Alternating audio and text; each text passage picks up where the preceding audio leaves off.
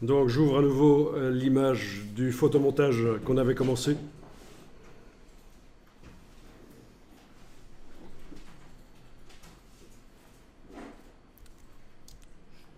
Bon là je viens de faire touche F pour passer plein écran, mais c'est surtout utile sur le Mac. Quoique oui, sur le PC vous avez la barre d'espacement qui vous permet à ce moment-là de bouger l'image.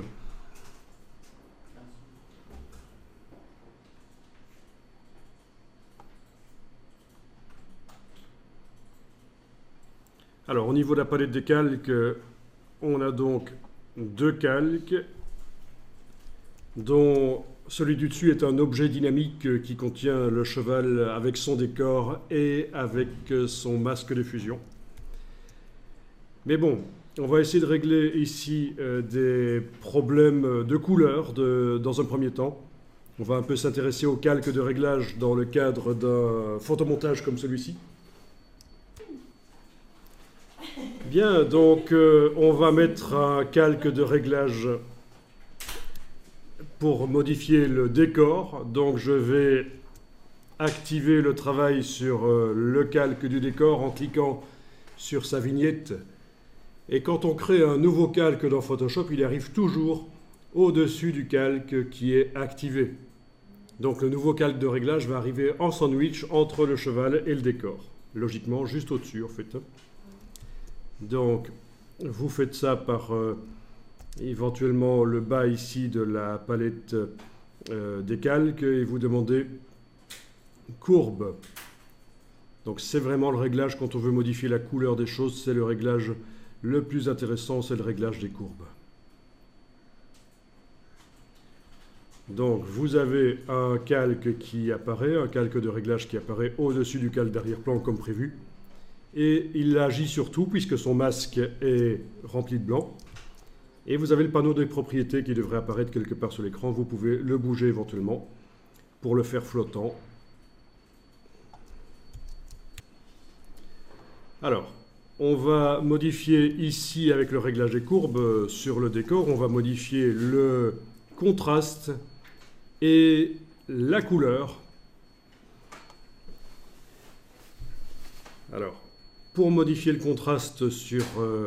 d'abord, on va modifier la luminosité du décor. En cliquant dans le réglage des courbes, ça met un point. Si vous avez cliqué une deuxième fois, il y en a un deuxième que vous pouvez sortir en le prenant et en le sortant donc du réglage, comme ça, par cliquer et glisser. Tout simplement, si vous mettez un point en trop, vous le prenez, vous le sortez par cliquer et glisser. Bien. Donc vous avez mis un point sur la courbe qui n'est pas encore courbe, mais si vous bougez le point, ça devient une courbe. Et ça modifie la luminosité. Alors, l'histoire, c'est que les parties du décor qui sont plus modifiées par le réglage ici, ce sont les tons moyens, c'est-à-dire les pixels d'intensité moyenne. Parce que vous voyez que plus la courbe se rapproche du foncé ou plus elle se rapproche du clair, aux extrémités, elle n'a pas bougé en fait. Donc tout ce qui est très sombre dans le décor ne change pas, ce qui est très clair non plus. Et plus c'est d'intensité moyenne, plus ça va changer. C'est le principe de la courbe. Par exemple, si je regarde ici ce qui est très sombre, ça n'a pas bougé. Ce qui est sombre, ça a bougé un peu. Ce qui est très clair, ça n'a pas bougé, mais ce qui est un peu moins clair, ça a bougé un peu. Donc c'est pour ça qu'on appelle ça une courbe. C'est un réglage progressif qui agit surtout sur les intensités, sur les tons moyens. Et c'est important parce que dans une image, garder ce qui est clair et ce qui est foncé tel quel, ce sont des points de référence, c'est important.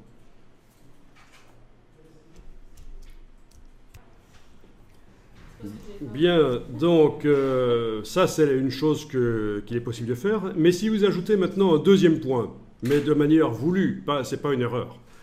Là, je mets un deuxième point. En positionnant les deux points l'un par rapport à l'autre, on va pouvoir augmenter ou diminuer le contraste. Bon, ce qu'il faut bien comprendre, c'est que la position du point n'a qu'une influence, ça n'influence que la forme de la courbe. La position du point n'a pas d'importance. Par exemple, le point ici, si je le déplace là, la courbe a toujours la même forme. Si je déplace là, elle a toujours la même forme, on est d'accord. Ce sont des poignées sur la courbe pour bouger la forme de la courbe, ces points, mais leur position n'a pas vraiment d'importance. Ce qui est important, c'est la forme de la courbe. Alors, je les mets quand même un peu éloignés les uns des autres, l'un de l'autre, et je vais faire passer le point de gauche en dessous et le point de droite au-dessus. Alors, est-ce que vous avez tous bien des dégradés de luminosité qui ressemblent aux miens? C'est-à-dire qu'en bas, à droite, c'est le plus foncé, et en haut, c'est du clair, et à droite, c'est du clair. Vous avez ça aussi? Oui. D'accord, parce qu'il y a une autre manière de voir les courbes, c'est la manière encre. Pour l'instant, on est en train de régler la luminosité, mais il y a une autre manière, c'est la manière encre. C'est dans les options d'affichage de courbe, si je me souviens bien. Menu de la palette propriétés, options d'affichage de courbe. Voilà, voilà, c'est ça. Pour l'instant, on est en train de voir la quantité de lumière. En bas, c'est l'absence de lumière. Maintenant, si je choisis l'option pigment, dans les options d'affichage de courbe, eh bien, c'est l'inverse. C'est l'inverse. J'ai l'absence d'encre, c'est-à-dire le papier blanc en bas, le degré 0, et puis plus il y a de l'encre, plus ça devient foncé. Bon, ben, donc il faut éviter de travailler avec le réglage des courbes réglé comme ça, en mode encre.